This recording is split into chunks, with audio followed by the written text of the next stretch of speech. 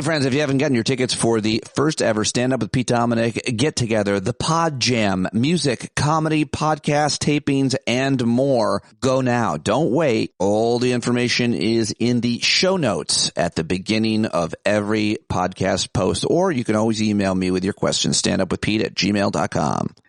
Stand up. Hello, and welcome to the Tuesday episode of Stand Up. This week, I am very happy that Professor Eric Segall, the constitutional law scholar of Georgia State University, is my guest. We had a very important conversation about several issues in front of the Supreme Court, as we always do.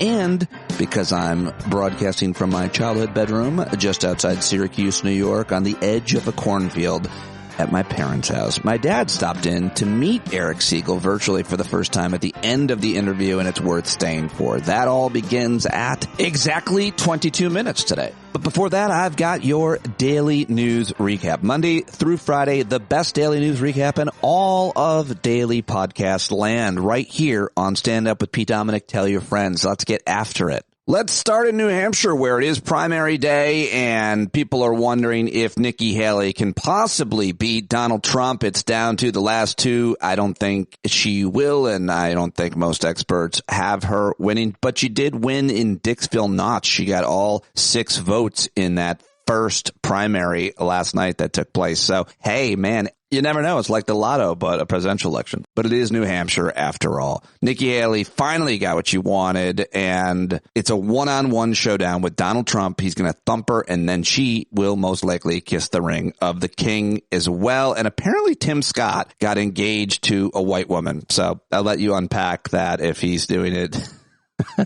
so he could be considered for vice president or what. That guy's real fascinating. He supported for a long time, of course, Nikki Haley from South Carolina, but he came out and endorsed Trump. I played the audio of it yesterday. Real awkward. Anyway, that is the big news today. It's New Hampshire. We'll see what happens. We'll talk more about it tomorrow. But this is headlines, folks. Let's make it through. President Biden and Vice President Kamala Harris yesterday announced new steps that they said would make it easier for Americans to get contraceptives and abortions under an emergency care law. The moves, while relatively minor, are part of a broader election year effort to highlight an issue that galvanized voters since the fall of Roe v. Wade. I've been saying this for a long time. It's going to be all about women's reproductive rights. The White House also embracing a recent uptick in economic sentiment. After many months of economic gloom, voters have begun to expect inflation to continue its descent. Models that try to predict election outcomes based on economic activity currently point to a toss-up in November, according to the New York Times. And more great news from the Biden administration, but I'll save that for the very last thing because I like to end on great news. Now, yesterday, thousands of professors, lecturers, and other academic staff at all 23 California State University campuses walked off the job to demand higher compensation. The move, scheduled to last 5 days, expected to result in the cancellation of most classes for the system's nearly 460,000 students, considered the largest faculty strike in U.S. history. So I want to make sure I mentioned it. But also, I'm seeing news from early on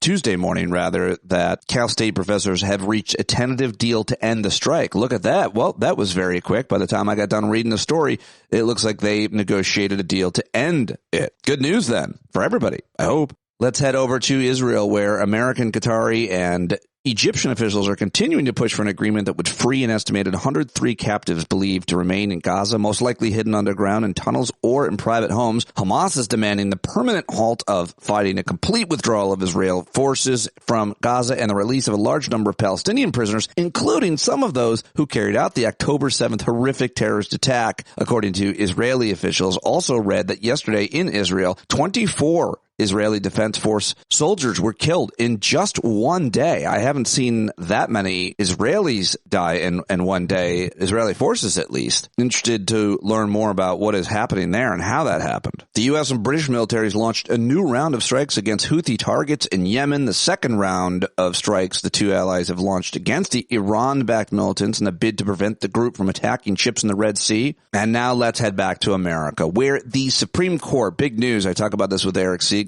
temporarily lifted an appeals court ruling allowing federal agents to cut or remove parts of a barbed wire fence erected by Texas along the Mexican border. This is a huge standoff between the federal government and Texas on the border. In a related story, Congressman Clay Higgins, who's absolutely batshit crazy of Louisiana, accused President Joe Biden's administration of, quote, staging a civil war yesterday in reference to this ruling. He called on Texas to, quote, stand their ground after the Supreme Court ruled in favor of the Biden administration, 5-4, by the way, in its fight with Texas to control the southern border. Clay Higgins went on social media and said, my thoughts are that feds are staging a civil war and Texas should stand their ground. He is really a lunatic, but that's where we're at least with the most extreme members of Congress, much less media and the public. In aviation news, federal regulators recommend that airlines inspect door plugs on certain Boeing planes, the company's second model to come under scrutiny this month. I think that's a good idea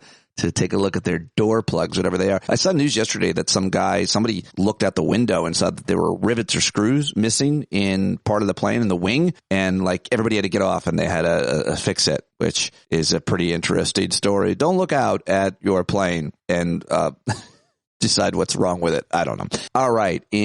Speaking of other legal news, in the Third Circuit Court of Appeals, the U.S. Senate has nearly advanced the nomination of the first Muslim American federal appeals court. His name is Adil Manji, and Democrats nominated him and then accused Republican senators of subjecting him to blatantly Islamophobic lines of questioning and insinuations. But he has advanced. His nomination has been advanced, so that's a pretty big deal. And in Georgia, this is a huge story that I had no idea how big of a deal it was until I talked to Eric Segall today. But a Georgia judge unsealed a divorce case that has entangled Fani Willis, the Atlanta district attorney prosecuting Donald Trump, in ethical questions. And everybody's going to want to hear that conversation with Segall. I think she's going to have to recuse herself from the case prosecuting Donald Trump in Georgia. And here's that good news, everybody. The White House has announced plans yesterday to cancel some $5 billion more of student debt for some 74,000 borrowers. Of those, nearly 44,000 of them were teachers, nurses, firefighters, or other individuals who earned forgiveness after 10 years of public service, with close to 30,000 involving people who have been making payments for at least 20 years,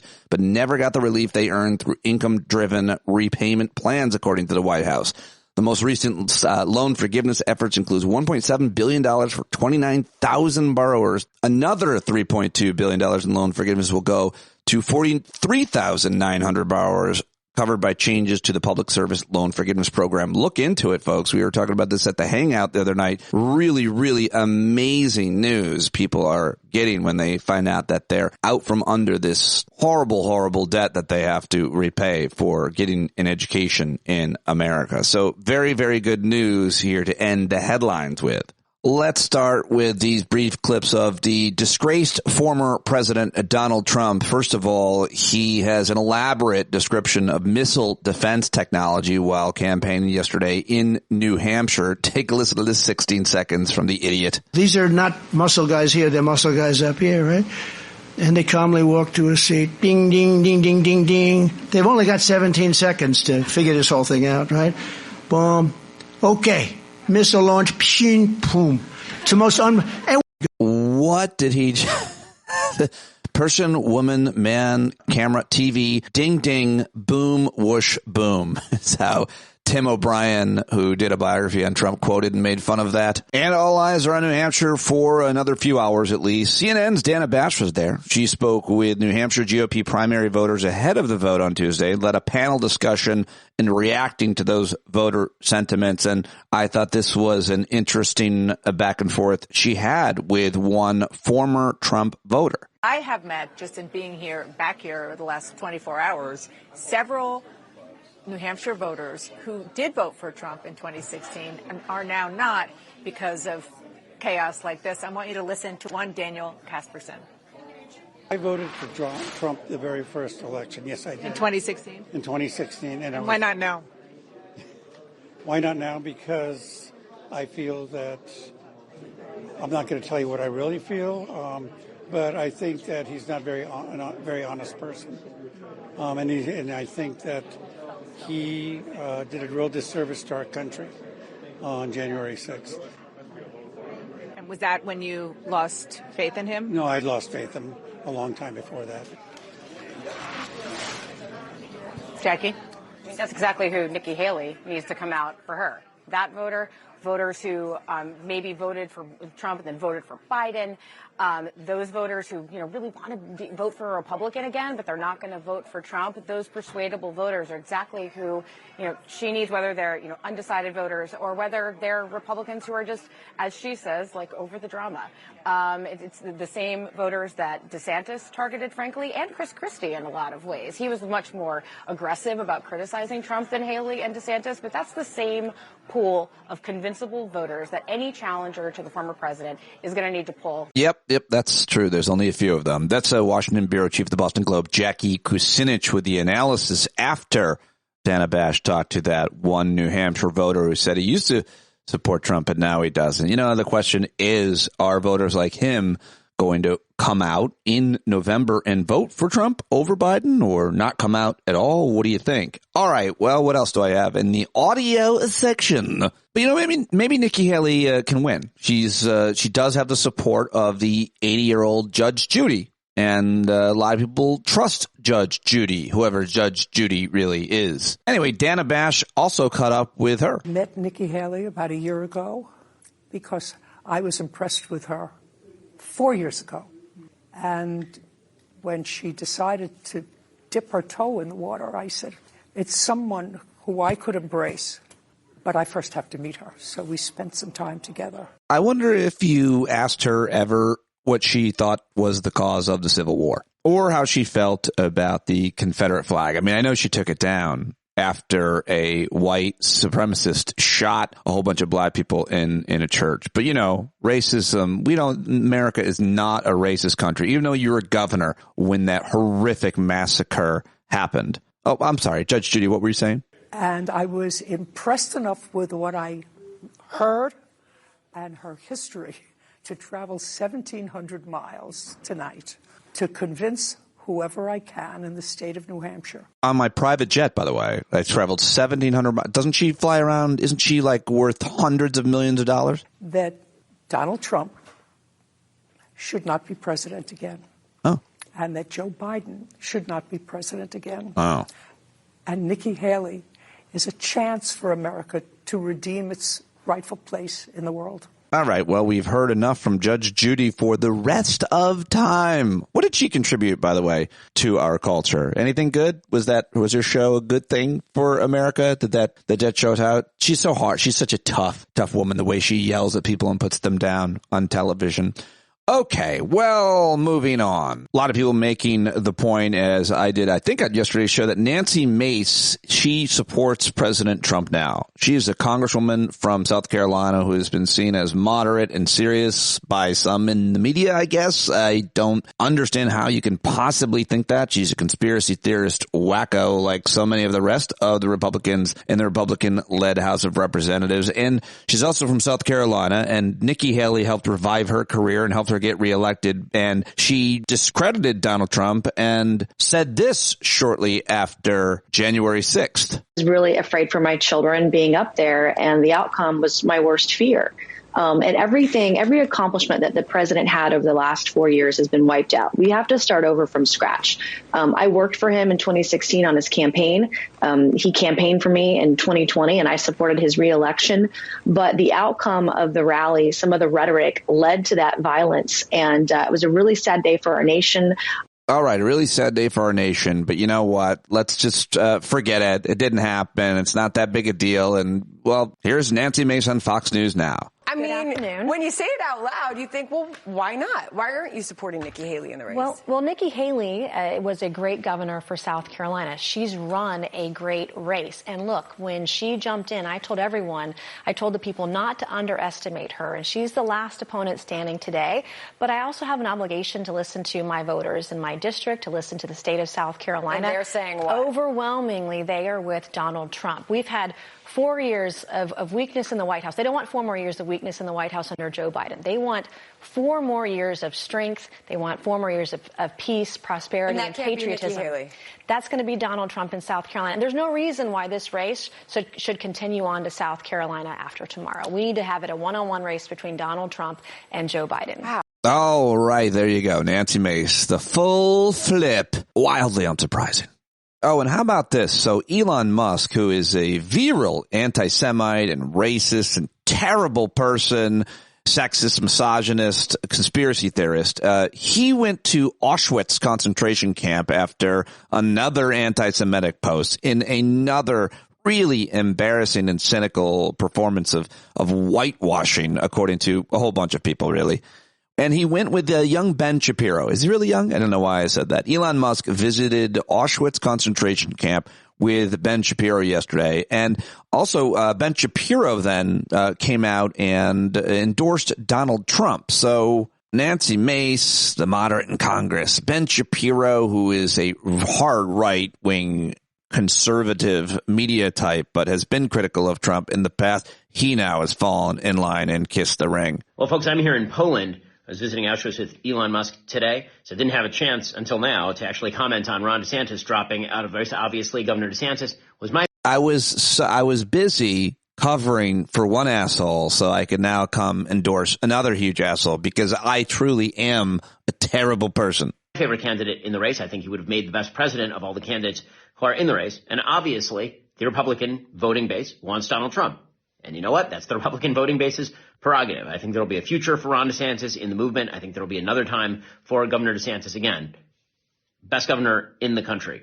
With that said, this primary race, as I said after Iowa, is over. It remains over. New Hampshire will be won by Donald Trump. It's time for the party to coalesce around the guy who is going to beat Joe Biden, and that guy is Donald Trump. Got to understand, he desperately knows, just like everyone else from Mark Levin to Sean Hannity to all the rest, that if they don't support Donald Trump, they won't have an audience. So many people proved that. Joe Walsh and Charlie Sykes and other radio guys who had huge audiences and came out, and they were right-wing conservative Republicans for years, and they came out and denounced Donald Trump. They lost their audiences. Ben Shapiro does not want to do that. He's got a huge media empire, and there you go. By the way, I saw that the Daily Wire, his media empire, it's available on your Wi-Fi TV. So it's an interesting point that we're at now when they sell televisions and they sell cable news platforms.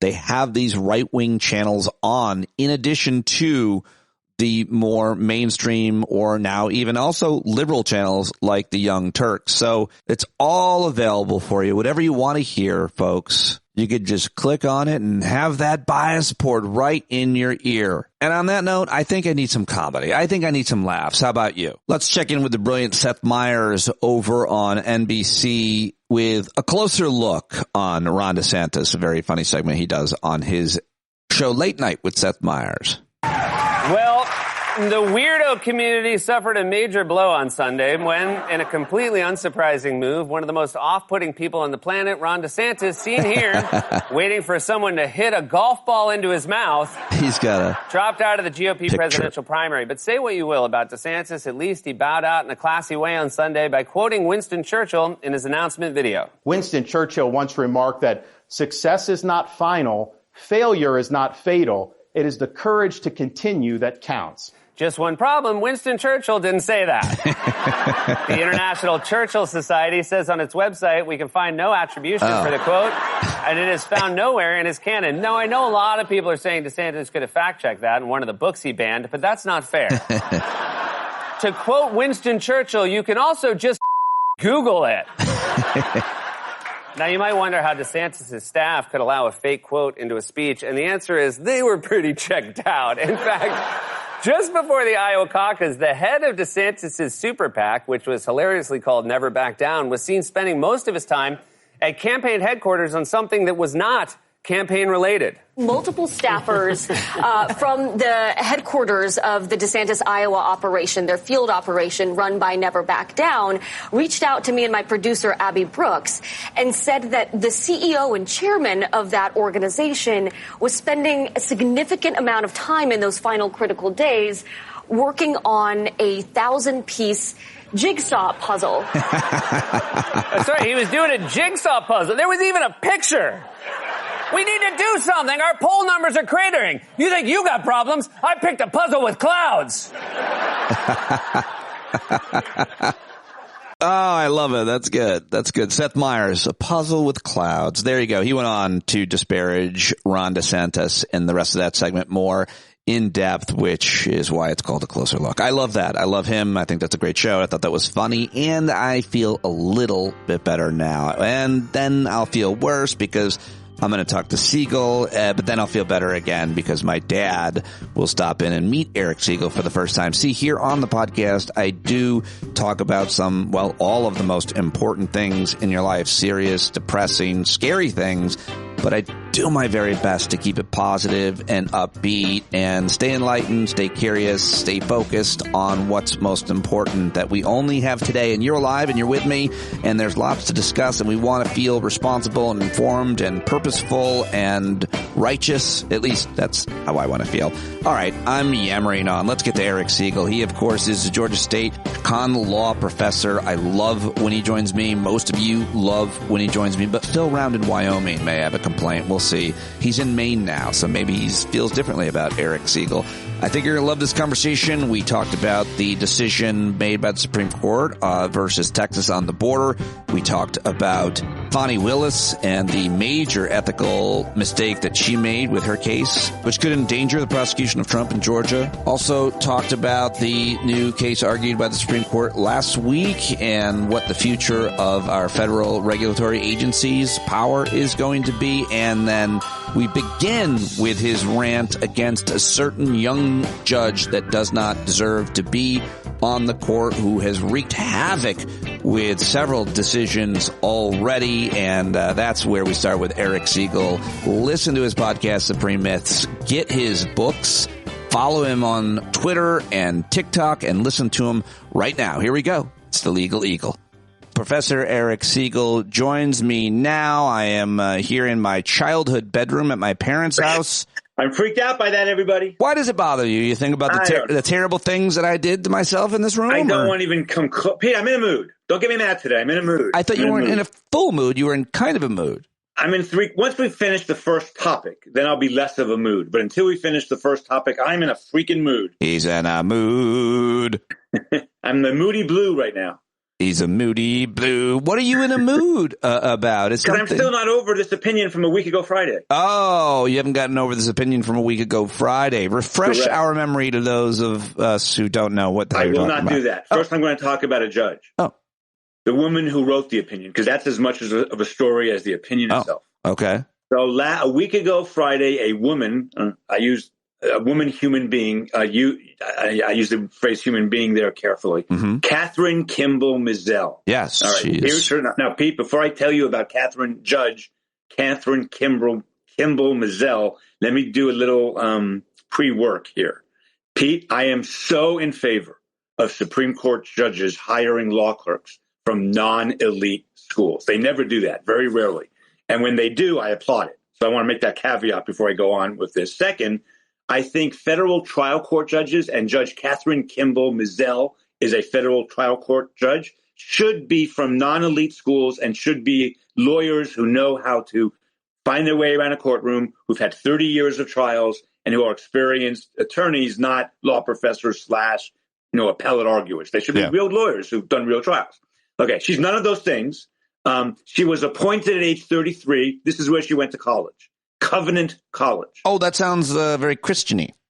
Sounds very biblical, doesn't it? That sure does. Yeah, was she on? Went to Covenant College in Florida Law School and ended up clerking for our good friend Judge Bill I hire racist Pryor, the Chief Judge of the 11th Circuit, and Justice Clarence Thomas. This does not sound good. The reason I mentioned Covenant College and the University of Florida is that I want to give Pryor and Thomas, I would like to give them credit for hiring someone not at Yale and Harvard, but they hired her, my guess is because she's an evangelical. I don't know if she's evangelical, but she went to Covenant College. And anyway, she clerks for Thomas and Pryor. And then she's appointed to be a judge. That's 33 years old. 33. That's too young without enough experience or any experience. She's a Federalist Society. She's the youngest of the Trump judges. Two names you might recognize: Anthony Kennedy and Richard Posner, both of those men were named to the Court of Appeals, and both were incredibly young. In fact, Kennedy was the youngest ever when he was appointed. They were 36 and 37, I want to say, maybe 35 and 36. She's 33! Anyway. Well, so she's known for, before this last Friday ruling, she was known before this as the judge who overturned the travel mask mandate. Yes, you and I were, despite the fact that the statute said that CDC has the right to pass issue regulations in emergencies. COVID was an emergency. She nevertheless struck down the COVID mask mandate for airplanes and trains and planes. I'm sorry, just airplanes and trains, not airplanes, trains, and planes, but I'm in a mood.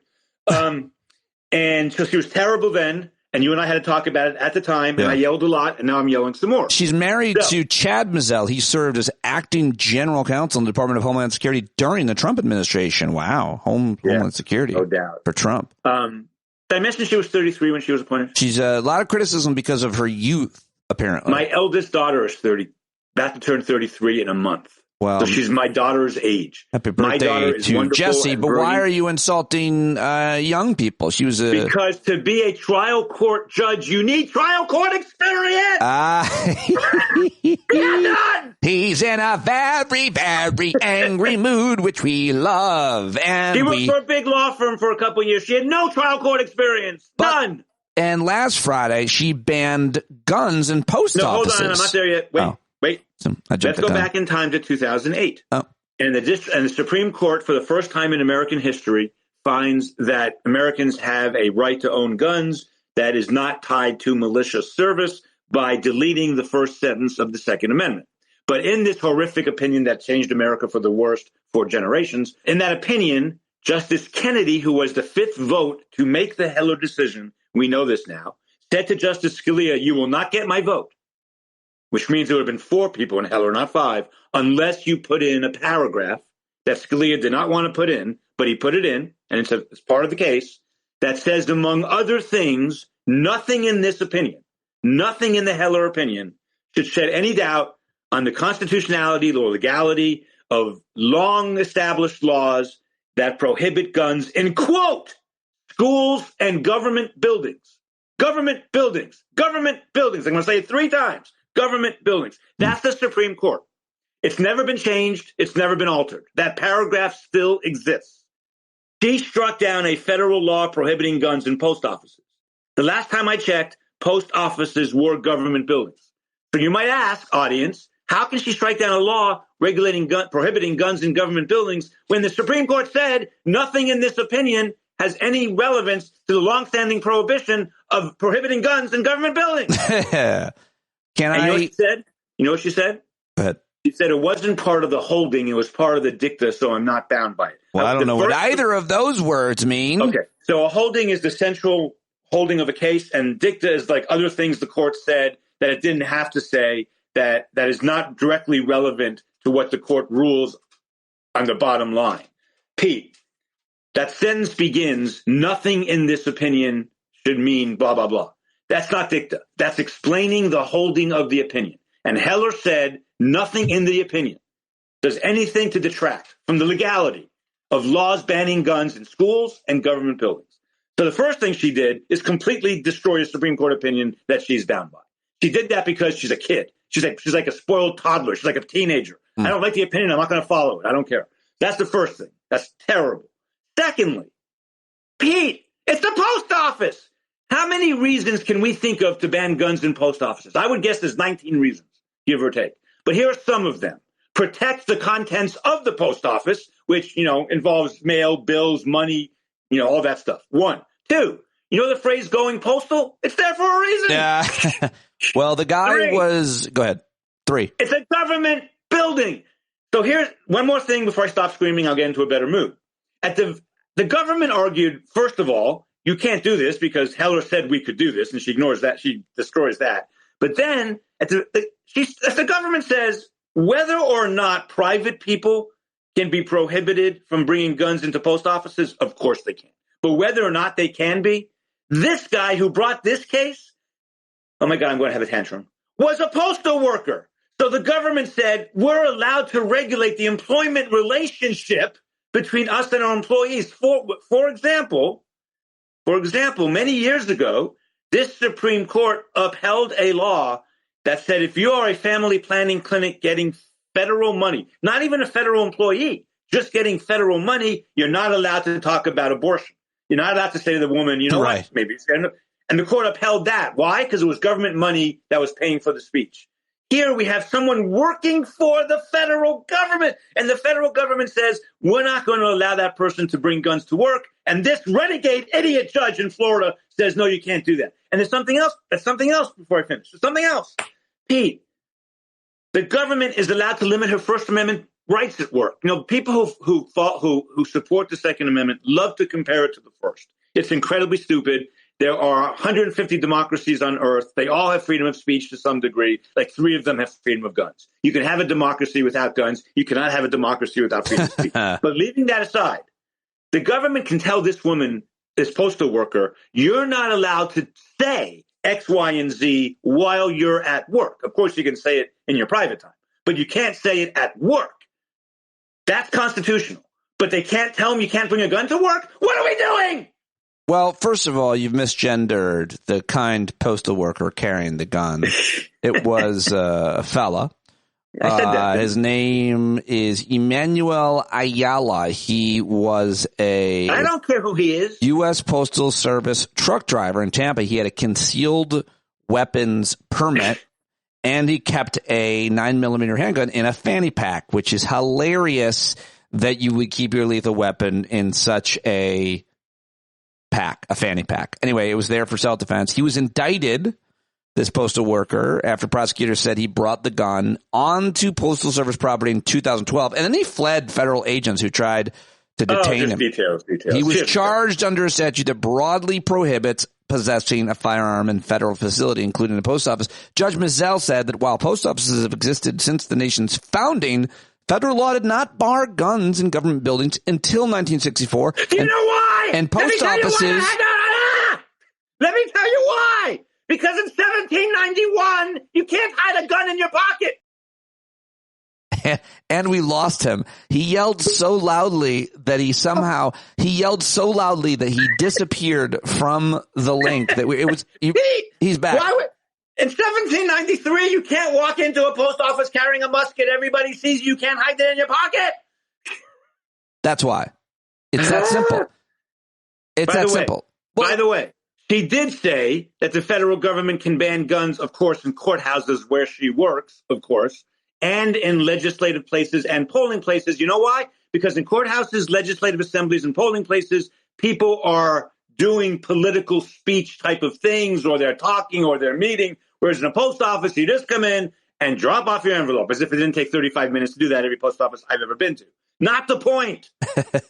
Not the point. Pete, well, what's going to happen with... before I finish on this, one more thing. Sure. Catherine Kimball Mizell wrote this as a Dear Republican Party letter. When you get back in power, make me a Court of Appeals judge, and maybe someday even make me a Supreme Court justice. Oh, okay. This was ambition. That's all it was. She wrote it in FedSoc language, in FedSoc lingo, for FedSoc people. And I want to remind people, you and I have talked over the last 12 years of a lot of complicated legal issues. This one is not complicated because the Supreme Court has a holding directly on point that says, have I mentioned this? That nothing in Heller was meant to disturb the longstanding legality of laws prohibiting guns in government buildings. Yet this moron in Florida decides she's going to go over the Supreme Court's head, and basically reverse the decision the Supreme Court issued. It's unbelievable. I'm done. I'm in a better mood now. Okay, he's better. He's in a better mood now. He was in a mood, and now he's not. What's going to happen with this case? It's going to be reversed. Oh. So what are you so upset about? There's no way the Supreme Court is going to let this go. So why are you so mad then? I'm raising it for a lot of reasons. Yeah. One of which I won't go into here. When I wrote my long blog post, when I wrote a blog post about it, part of this is the continuing insanity of the Bruin decision, which says to judges, you have to look to history, not anything having to do with the government's interest in banning guns. So part of it is that. That's really important. But that's going to be changed in June. The Supreme Court's going to change that this June. Getting too much criticism, even from people who are pro-Second Amendment. But, Pete, it goes to who Trump appointed as judges. Did I mention she went to Covenant College? these true beliefs. So not only is she a monster, but Trump Trump appointed a guy named Justin Walker to the Kentucky Federal Trial Court. At the investiture of this heinous human being, different Judge Walker, Justin might not be his first name. Forgive me if that's wrong. But at his investiture, when he became a judge, Mitch, you might remember this photo op, Mitch McConnell, and at the time, Seventh Circuit Judge Amy Coney Barrett flew to Louisville for this guy's investiture as a federal judge. 3 months later, he writes a screed overturning COVID-era regulations, and he spends 25 pages talking about our good Lord Jesus Christ. These are the kind, in a federal court opinion, these are the kinds of judges Trump appointed. Yeah. It is such a nightmare. And the good news about Catherine Kimball Mizelle is she will only be in office until your grandchildren have passed away or something like that. That's not good news, I feel. I know. She's going to be there 55 years. She is. She's 30. Now I'm in a mood as well. Okay. Let's stop talking about this. People, the government can ban guns in their own buildings. This decision is going to be reversed, but there's going to be more of these kinds of heinous. I want to be a Court of Appeals judge opinions coming, and we should all be concerned about it because not all of them will be in cases that make the front page of newspapers or the internet.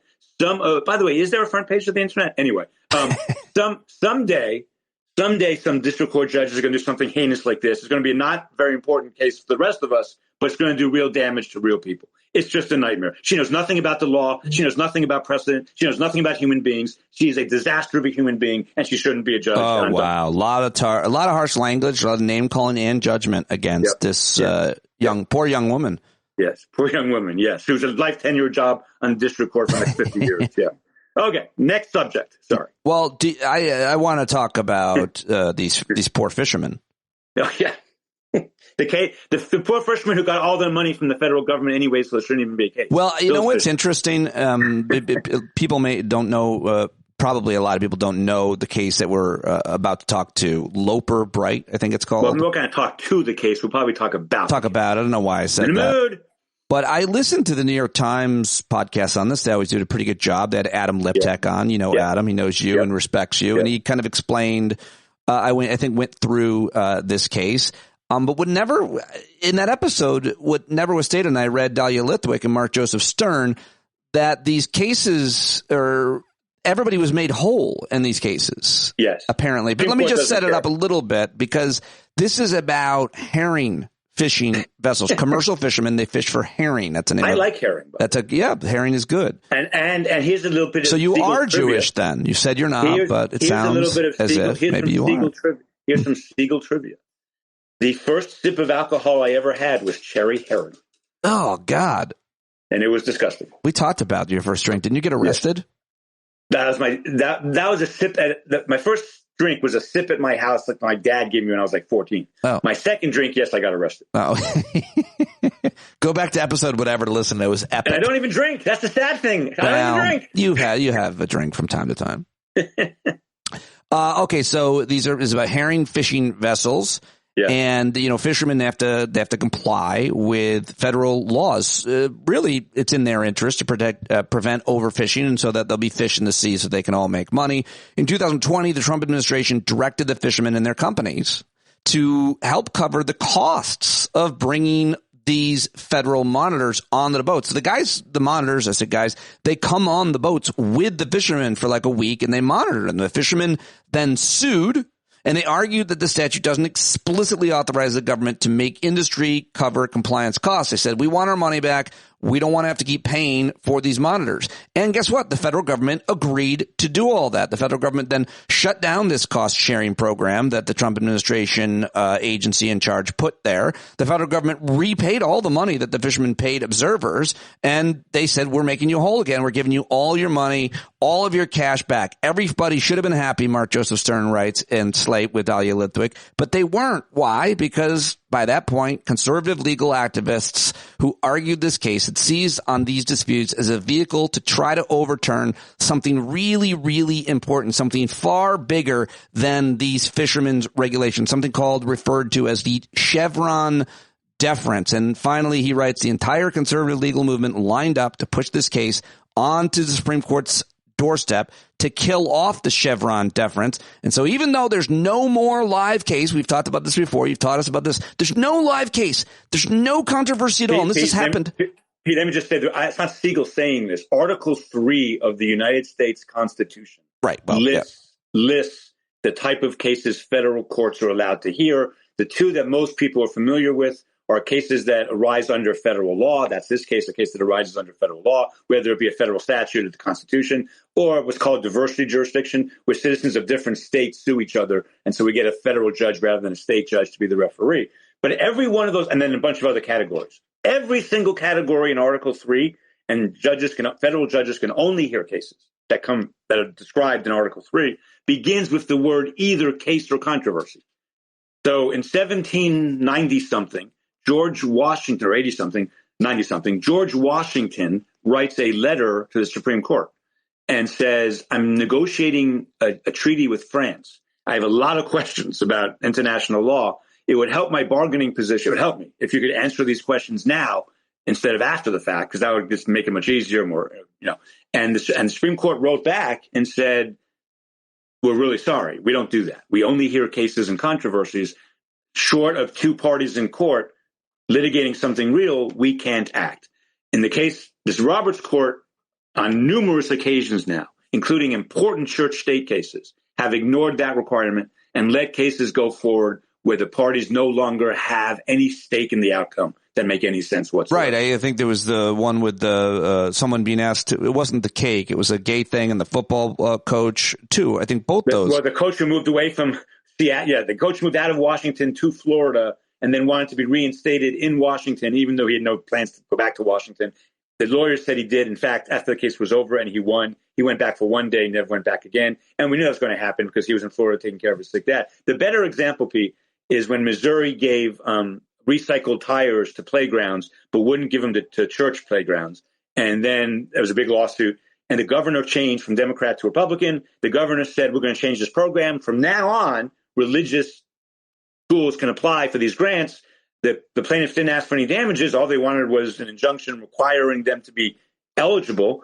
And the governor said they're now eligible. The case was over, and the court decided anyway. There are about 10 more of those cases in the Roberts Court. It's really terrible. Just finally here from that article at Slate that they write, so even though there's no more live case or controversy at all and zero chance of this cost-sharing program for these fishermen ever restarting, there is still somehow an active Supreme Court case that will get a decision on the merits. And there is. I mean, there is, but there shouldn't be. That's right. And by the way, I want to be clear with people. We're not talking about standing here. Everybody knows about standing, yet this is not, we're talking about a different concept here. We're talking about standing means you have to have personal injury. Okay, the fishermen had a personal injury, except the federal government gave them everything they wanted. So now we're on to mootness. Is the case moot? And the answer is yes, it's obviously moot. If I sue my employer for racial discrimination and he ends up giving me my job back, seniority, back pay, and everything I would have gotten had he not fired me, the case is moot. The case is moot. Well, here they got paid what they wanted to get paid. But Pete, that isn't even, that's small potato. The Supreme Court not acting like a court and hearing something that's not a case for controversy is old news. Overturning Chevron, the doctrine, would be major news, and that's what the court's going to do. Okay, so what I'm not, this is a really big deal. I can make it simple. Okay, good. But let's just go back just quickly to the Roberts Court and to the past couple terms where first it was, the big triumph, I should say, the Federalist Society's effort, you want to say wider, the rights effort to change America in many ways. First overturning Roe v. Wade, so women's reproductive rights being taken from them. Then affirmative action, apparently the next term, the next year. And now people are referring to as the kind of third leg, the third key precedent. No, Pete, stop. I just gave a talk on this 2 weeks ago. And the Roberts Court has done so much more than that. So yes, they overturned Roe, and they basically overturned the doctrines allowing affirmative action. They have completely nuclearized the Second Amendment and made it one of the strongest constitutional provisions as a sword. They have completely nuclearized the Free Exercise Clause, making that a sword for religious zealots, while at the same time reading the Establishment Clause out of the Constitution, which they're doing because they don't think anything's an establishment, but everything violates free exercise. That's a huge change in precedent. They have changed the precedents on separation of powers. They've changed so much, Pete. So I just want to say it's not just these big things. No, I didn't mean to minimize it to just that. I'm just reading a few different Supreme Court analysts, reporters, and pundits talking about this being kind of the third, maybe biggest deal, and maybe you wouldn't agree with the categorization. But basically, this is a huge deal for lots of reasons. Go ahead and try to simplify it. Justice Scalia was one of the strongest proponents of the doctrine that is about to be reversed by the Supreme Court. Oh, that's interesting. It's not, and Justice Thomas was once a supporter of this doctrine. He's now, after, I guess, several billionaire trips, he's no longer a supporter of the doctrine. I don't mind Supreme Court judges changing their minds. I think it's a sign of open-mindedness, but they shouldn't do it when they get treated to, yachts and private planes by billionaires. Anyway, Pete, so the Congress is not capable of legislating in detail for the entire country. They're not capable of legislating, I mean, to be clear, very well at all because of the way the House works, the Senate filibuster. But that's just a 2020. That is a problem, and it was a problem in 1955 because of civil rights, and it's a problem today because of the filibuster and other things. But in normal times, when Congress is actually functioning, which is not now, but has been during our relationship even, in normal times, Congress is able to make big goals: stop air pollution, stop water pollution, stop securities fraud, stop this or that. Don't let the case I was involved in when I was in the Department of Justice, don't let the National Endowment for the Arts fund obscenity, whatever it is. But they can't specify everything. They're too busy. They don't have the manpower, woman power, people power. So what they do, starting in 1790, what Congress does and has done consistently is delegate to the president, the executive branch, how to implement the broad policy goals that Congress has emphasized. Pete, there were two law professors at Michigan, Nick Bagley and Julian Morton. Yeah, I know Nick. I interviewed Nick. Yeah, they were big on your show during the Obamacare challenges. They were both on your show at some point, I think, during the Obamacare challenges. They wrote a 100-page thesis, article, book, whatever you want to call it, that shows that there's no originalist basis for anything like this because the first Congress delegated a whole bunch. Anyway, eventually the Supreme Court said, and it makes total sense, where the statute is unclear, so it requires interpretation, and the agency, whether it be the Fishermen's Agency or HUD or NASA or HHS, whatever it is, the agency's interpretation of the law, giving it that is transmitting this power, if it's unclear and ambiguous, the court will defer to reasonable interpretations of the agency. And that makes so much sense because what do the justices know about how many molecules is pollution in the sky that's dangerous or whatever or for that matter. The judges or the FDA, judges or the CDC, judges or the FEC. Yeah. And the Supreme Court rightly decided, no, if it's unclear, if Congress is clear, then the agencies have to do what Congress says. But where the statute is unclear, then we have a problem. And the Chevron rule is first you see if the statute's clear. If it's not clear, and if we're in litigation, 99% of the time it's not clear. If it was clear, we wouldn't be in litigation. So if it's unclear and the agency has made an interpretation of the statute, we're going to defer to their expertise. That makes complete sense. Because agencies know things that courts don't, said Justice Elena Kagan, and that's the basis of Chevron. Agencies know things that courts don't. But Kagan is underselling that. That's one reason. Another reason is if HHS, and this came up, frankly, with the trans issues and things like that. If the agency does something really unpopular, Pete, then the administration, who we elect, is going to get hurt.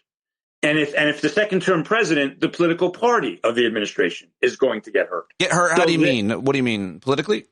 Yeah. I mean, if people don't like what the federal government is doing, they will take it out in the way we know how, usually, elections. But you know what? If you don't like how a judge decides things, like Catherine Kimball Mizell of the District Court of Florida, if you don't like how judges do things, you're out of luck.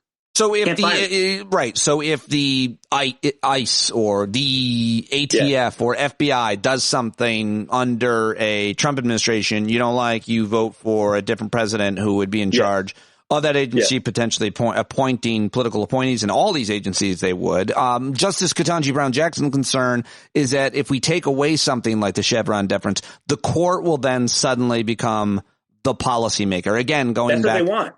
That's what they want. Except I'm sure that's true. But I think there's something else going on here, and the experts in the field, I think, are a little worried about this as well. So there's two shoes, Pete. Well, there's three shoes. We've talked about the major question doctrine before, where the court has said if Congress is going to delegate power over a major issue, it has to do it with incredible specificity. That's a made-up rule. It's fantasy land. There's nothing in the Constitution about that. That's just a libertarian rule. This goes along with that, which is we're going to transfer the power from agencies to judges. But Pete, eventually, if the Roberts Court is the Roberts Court long enough, and it probably will be unless somebody dies or retires surprisingly, that's not the big fish. Speaking of fishermen, the big fish is first they're going to say that courts get to decide when a statute is clear. Then they're going to say when it's not clear, Congress can't even do it. And then they're going to say, even if Congress is clear, the Commerce Clause doesn't give Congress the power to do this. And it's an entire plan to reduce the size, scope, and power of the national government, which there are reasonable non-legal grounds to debate and talk about. But as a legal ground, the desire of libertarians to stop all deregulation is not a legal theory. It is a political goal. The fishermen in the case are represented by two conservative groups that have financial ties to the Charles Koch, long supported conservative and libertarian causes. Right. You know, one of the things that I see, and I haven't heard this mentioned, and I don't know if anybody can speculate on it, but I wish someone would because I'm kind of interested in how this plays out in real life. When I hear Charles Koch, you know, I know he hates regulations. The two regulations or agencies or industries that need most to be regulated would be fossil fuels and, of course, the banks. We've seen what those industries can do. And obviously, you want the IRS to have power. Charles Koch he wants to be able to pollute as much as he wants. Jamie Dimon does not want any regulations on Citigroup or JP Morgan Chase, rather, where he is the CEO. I mean, so how this plays out and affects our lives. I mean, I know how it affected my life.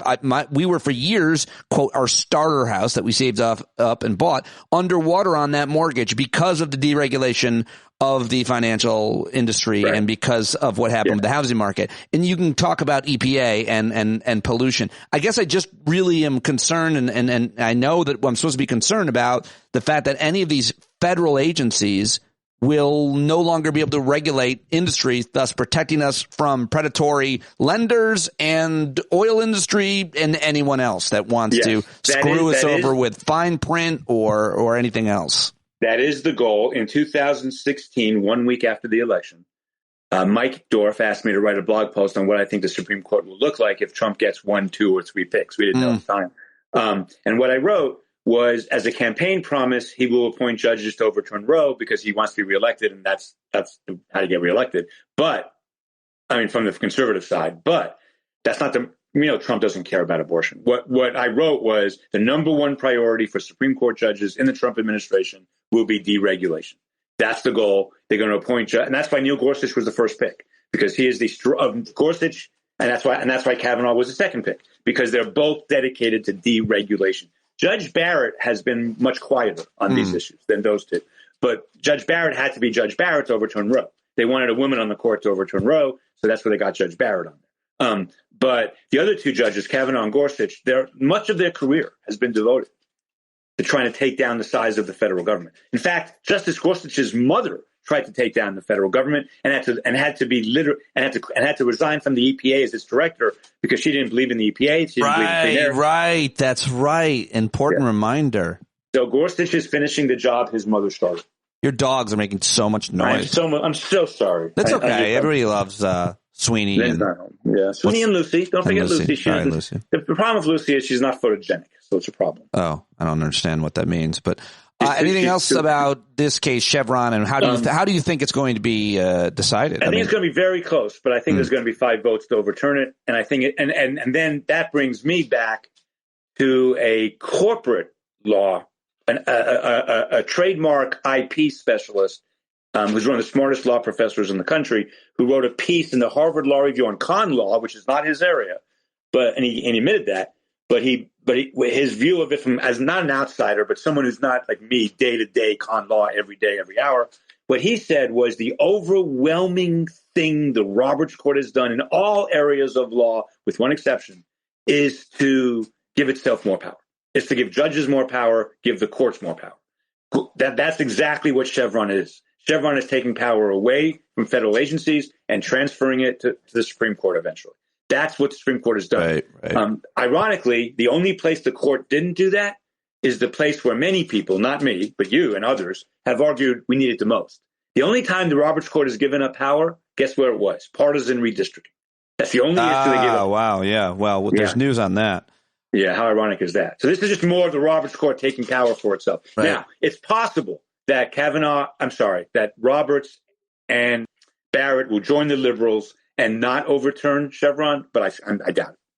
All right, I've got 2 more questions for you, for sure, at least 2 more issues. Has my mood gotten better a little bit? Slightly. The dogs helped.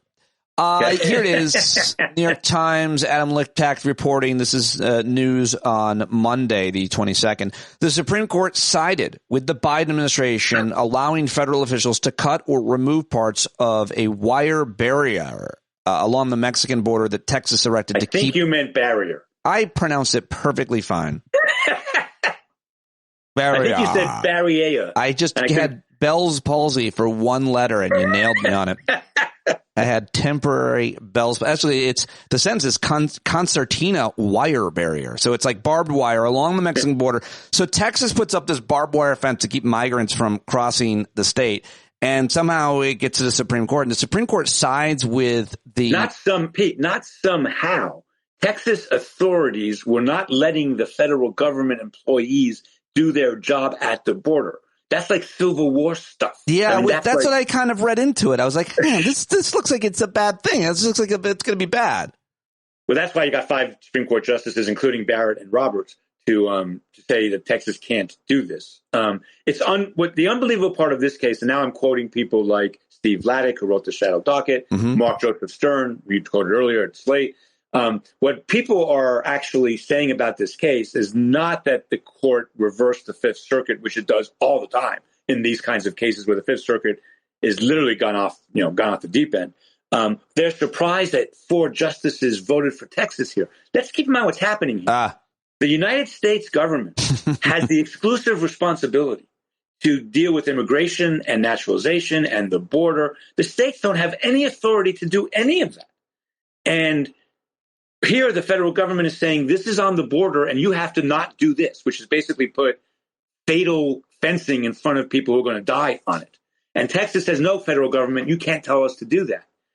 It's a little bit of a shocker that 4 Supreme Court judges dissented, didn't say anything, just dissented, and I guess believe Texas could tell the federal government you can't do anything at the border, which is insane. That's a complete changing of everything, Pete. I mean, there's something called the Supremacy Clause, and it's the Constitution. And what it says is federal law is supreme over conflicting state law. This is federal law, which is supreme over state law. And no, you can't put up fatal barriers to kill people willy-nilly, especially kids, at the border. And the fact that 4 Supreme Court judges dissented is one of 3 things. Either they're all insane, which is possible, or they didn't worry about dissenting because there were 5 votes the other way, so what's the big deal? I hope number 2 is the explanation. If they really believe what they're saying, if these 4 judges, if all the conservatives except Barrett and Roberts really believe that the state of Texas can prevent the federal government from doing its job at the border, that is seriously saying Texas can basically succeed. I mean, it's basically saying Texas is not bound by the Supremacy Clause. And that's just unbelievable if that's true. It's unbelievable. How much reporting is there on the 4 justices? There can't be any reporting. They didn't say anything. They just dissented. They didn't give any reason. Yeah. But you're saying the reaction by all these experts were that they can't believe that 4 justices voted that way, and yet we don't really know their explanation for why they voted that way. Correct. Well, it was an emergency type of situation. Yeah, I don't understand. The Texas Attorney General Ken Paxton, who's a great guy, he sued the Biden administration, saying that Border Patrol agents had unlawfully destroyed state property and thwarted Texas state's efforts to block migrants. That's all lie. Everything about that's a lie. From crossing the border. According to the lawsuit by Paxton, border agents cut the wire at least 20 times, quote, to admit aliens illegally entering Texas. Did he mention the federal government asked him like 1,000 times to do it, to get rid of the thing? And he wouldn't do it. Ordered him to get rid of it, and he wouldn't do it. The states have no authority at the border, Pete. They have no authority. Is there comparisons to like desegregation? Some people. So I raised the question on Twitter, and it got reposted a lot. Is Texas going to comply with this opinion? And I don't know what's happened in this, since this morning, but my guess is Texas will comply, but I'm not sure. They may not. I mean, they're all insane there. I mean, who knows what they're going to do? Okay, well, that's a crazy situation on the border, and really, it's actually terribly tragic, Pete. Let me be clear. Let me be clear about something. The Biden administration is not doing a good job.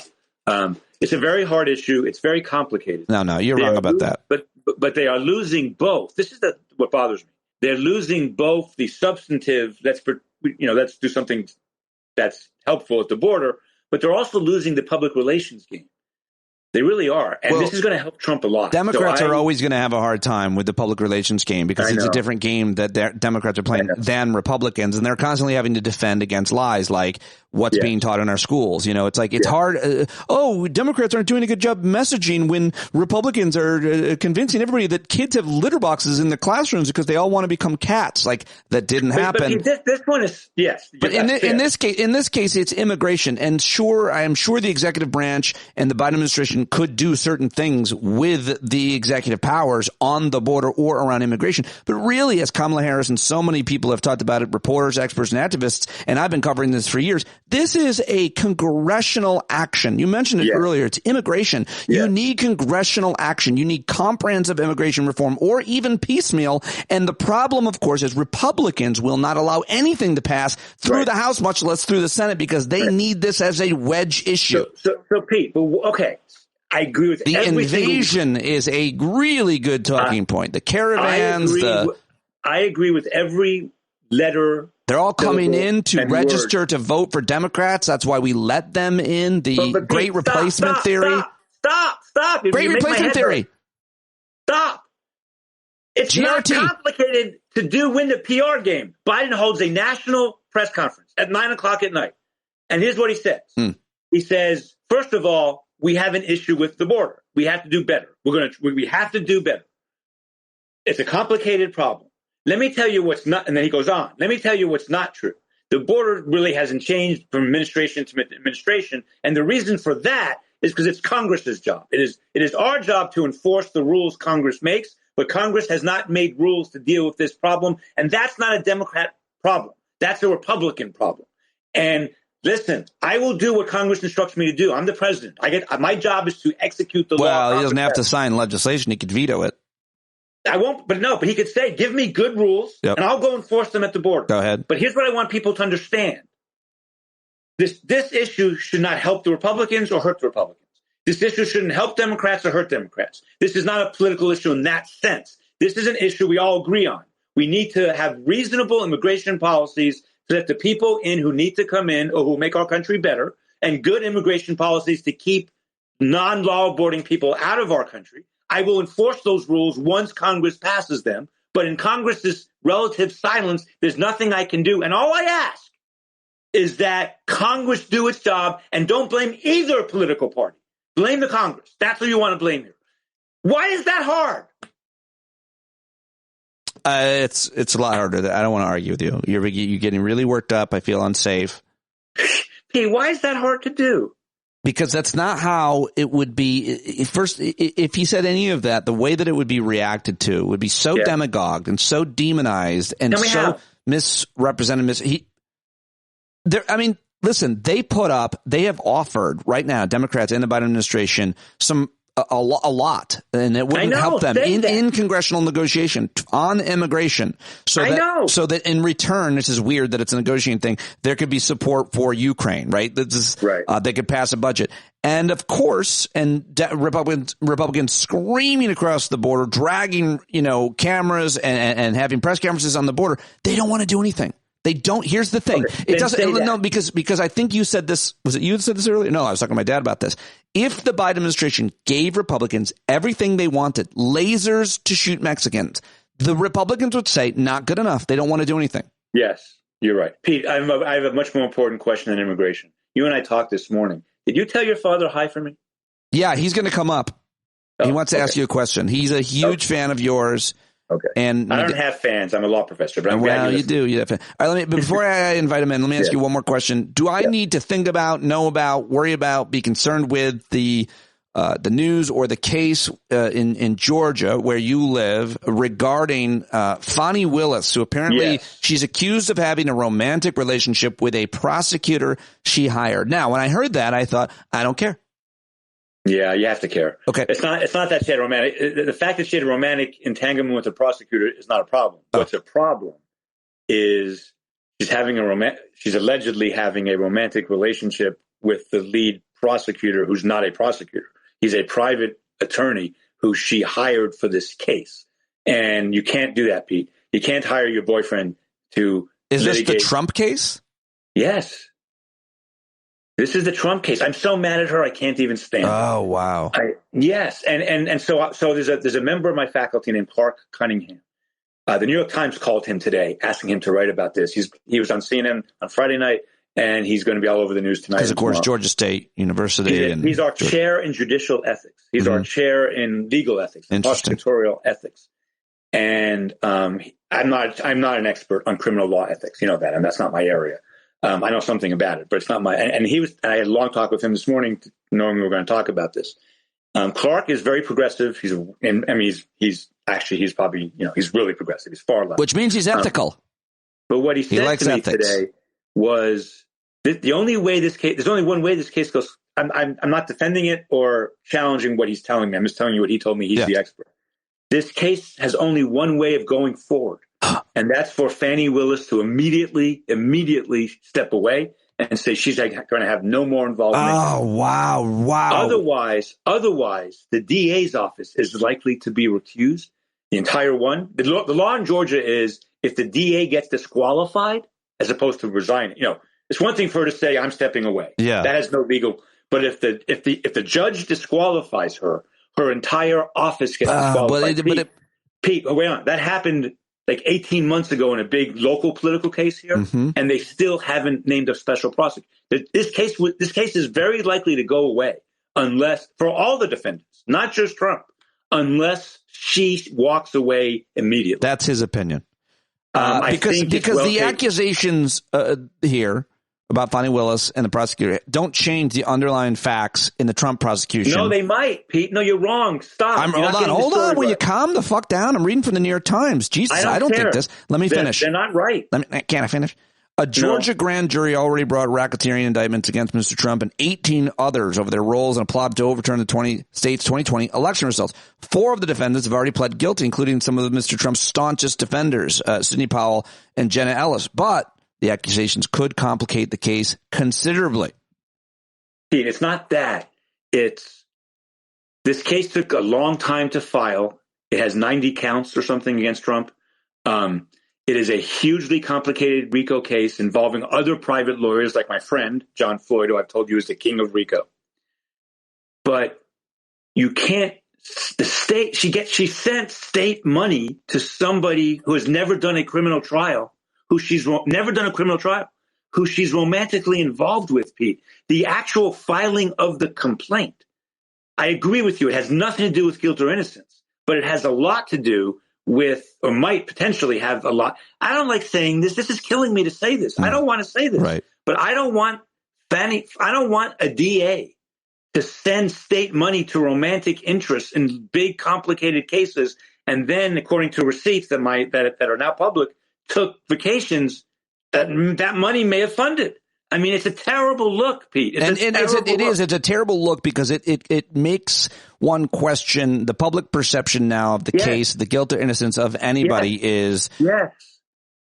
Yes. I don't know why she did this, why she thought it would be okay. And I'll tell you, I have not, because I wanted to come on shows like yours and my own podcast, I have not talked to John Floyd about this case, except at the very beginning.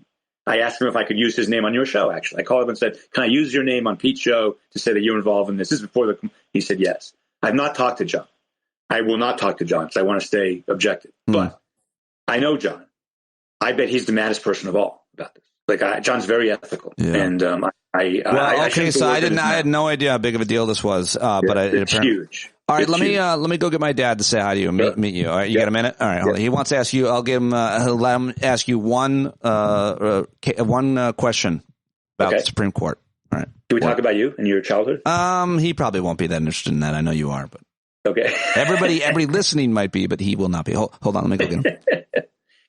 Should I sing a song when Pete is gone? I don't know the answer to that question. But I'm here to tell you that Catherine Kimball Mizelle is a terrible judge who shouldn't be in office and should never have been appointed. And I assume Pete is going to cut this out of the podcast. And if he doesn't, I'll be mad. But I really don't know. And here he comes back. My dad is coming. He said he's just trapped in his long underwear. He's on his way. We went skiing today. I really don't want to see him in his long underwear. He's not going to be naked. Okay. Dad, you're clothed, right? That's good. There he is, Eric Segall. Hey, sit down. Eric. Mr. Dominic, it is an honor and a pleasure as always. Mr. Dominic, I love it. You know, I don't know, frankly. I know you want to ask me a question, but I'm actually impressed. So Pete wrote me this morning and said you guys were going skiing. Yeah. And I thought, well, father and son going skiing, son in his 40s, father I'm not even going to guess, is an incredibly impressive thing. And then I thought, it's even more impressive in your case. How did you survive raising that child? I just don't know. Oh, he was easy. The other one was a problem. Yeah, I've heard. Yeah. Oh, did he tell you? Oh, tangled here.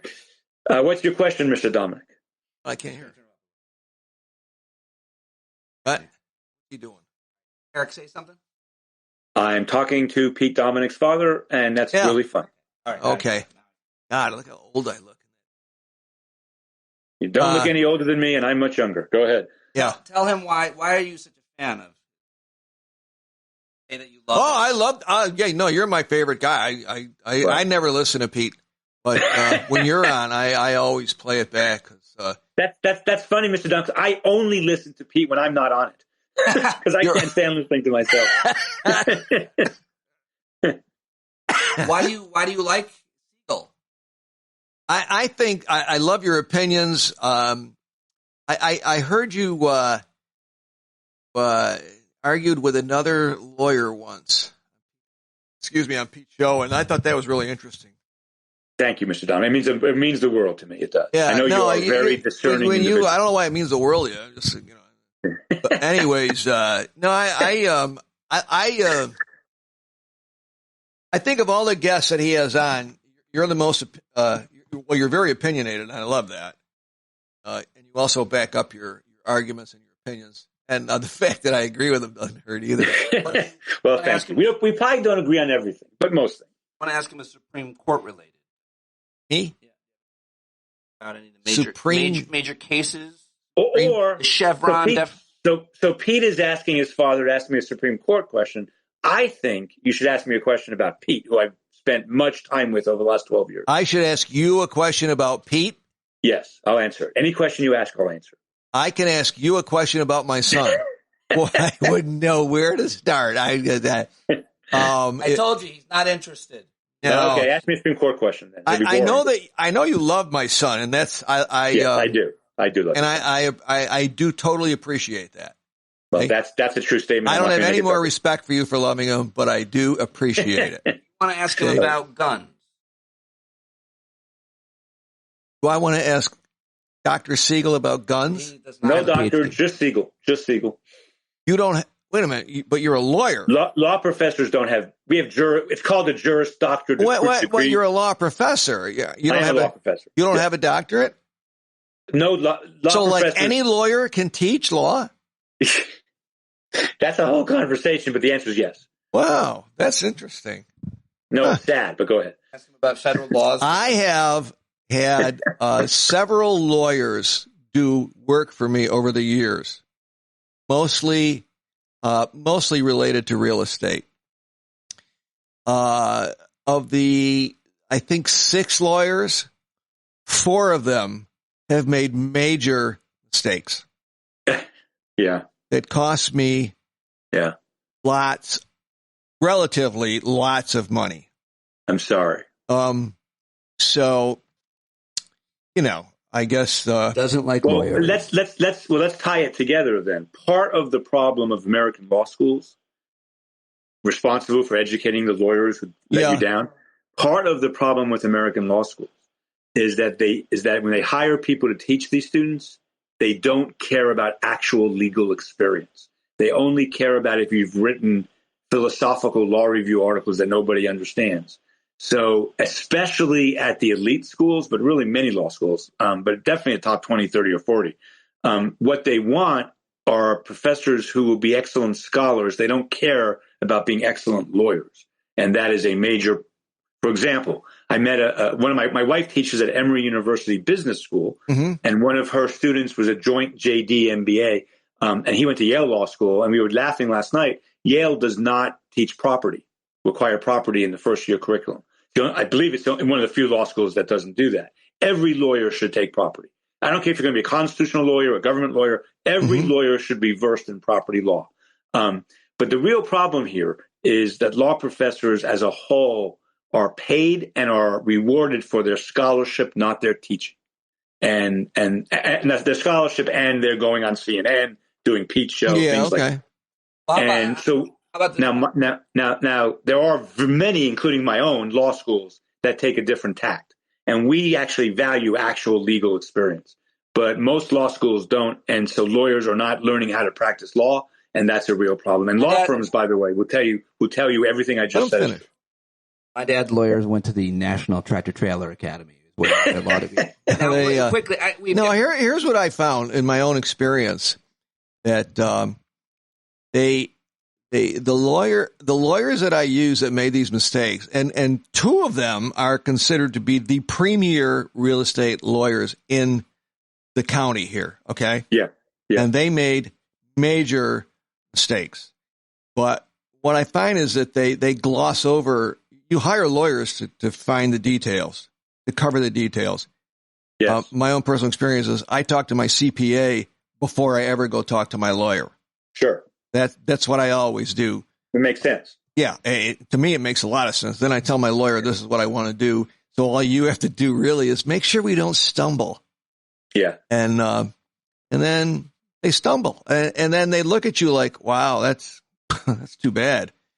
Yes. That's usually the answer. Wow. No, I know. It's sad. And one of the things that lawyers are we try to teach this in law school. We do, but we don't do it well enough, is I tell my students that in your career, whatever career you have, you're going to make a mistake. It's going to. I don't know any lawyers who are practicing more than a year or 2 who have not made a mistake.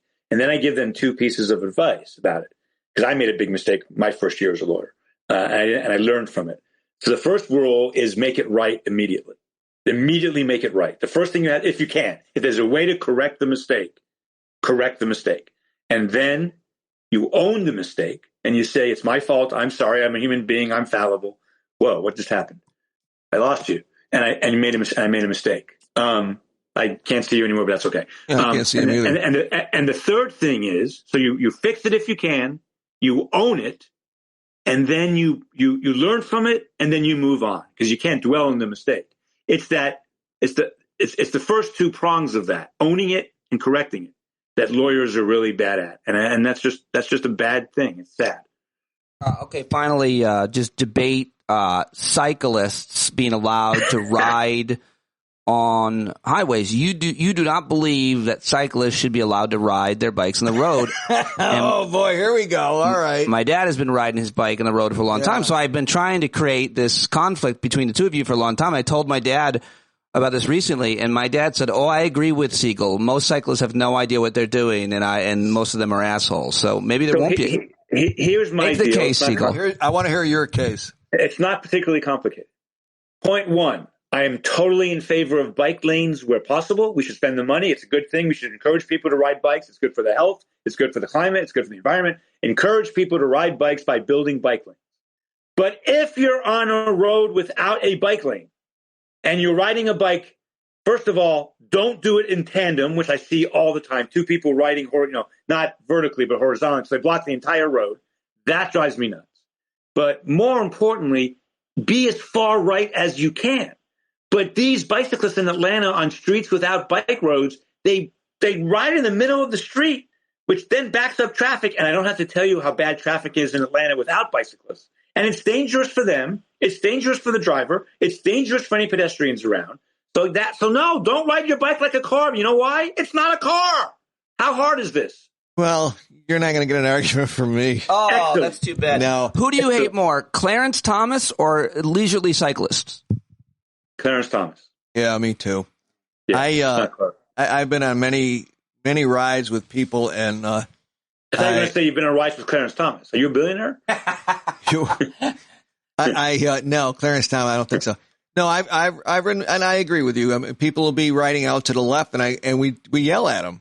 Yes. We literally yell at them. And then my wife yells at me. Yeah. I'm like, why are you yelling at me? Yell at them. Yeah. And I can remember a situation where one guy, he's always riding to the left, always. And he says, I says, get over here. He says, well, I have a mirror. Mr. I can Dominic, tell when there's what traffic coming. What we've established in this conversation is very clear. You and I should unequivocally run the country. That's what I think should happen. Oh, wow. I'm not interested in running anything, Eric. I don't want to run. Neither am I. Actually, neither am I. Fair enough. No, I don't want to be in charge of anything. But I would love to tell your son what to do. That would be fun, wouldn't it? Well, we're out of time. You can't tell him what to do. Finally, Eric, when I got up and left the camera and my dad sat down, did you see any measurable difference between our appearances? Yeah, he looks a lot younger. Eric Segall, everybody. Okay, say bye. Bye, Eric. Bye. Thank you, Thanks Pete. for taking your time to talk to me. Bye. There you go. Isn't that cool? All right. Bye, Eric. Thank you. There he goes. Bye, Dad. Thank you. There he goes. You guys, I guess you have to go too. The show's over. But you bumblebees here at the end are so significant and special. I feel so close to you because you listen all the way to the end of the show. Maybe every day. Most days? I don't know. Who are you? Reach out. Haven't heard from the bumblebees in a while. Send me an email. Bumblebee. standupwithpete@gmail.com. That's the name of everybody who listens all the way to the end, in case you didn't know. Well, now you do. That's the little gift, little nugget, little special relationship I have with you folks here at my parents' for one more day. I love it here. It's great. When Julia's out of college, I think I'm going to spend, or in college, out of the house, I think I'll spend even more time here. But I think I'm going to start coming up here more often as well. So if you're in and around upstate New York, let me know. Thanks so much for listening to today's program. Thank you very much to Eric Segall, my dad, my mom, for putting me up and making me delicious meals and making me feel warm and comfortable here. And thank you for listening. I can't wait to see you in Vegas. If you haven't gotten your tickets, go buy them now. Please go. The link is in the show notes. Go follow me on all the social media platforms that we've got to be on to promote our independent work, because that's the best way you can do it, on all of the threads and the TikToks and the Blue Skies and the Twitter, Facebook, all of it.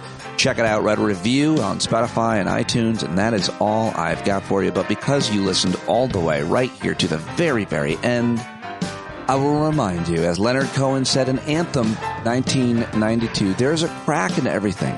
That's how the light gets in. How about that? Are you impressed? Love you guys. Talk to you tomorrow. John Carroll taking us out.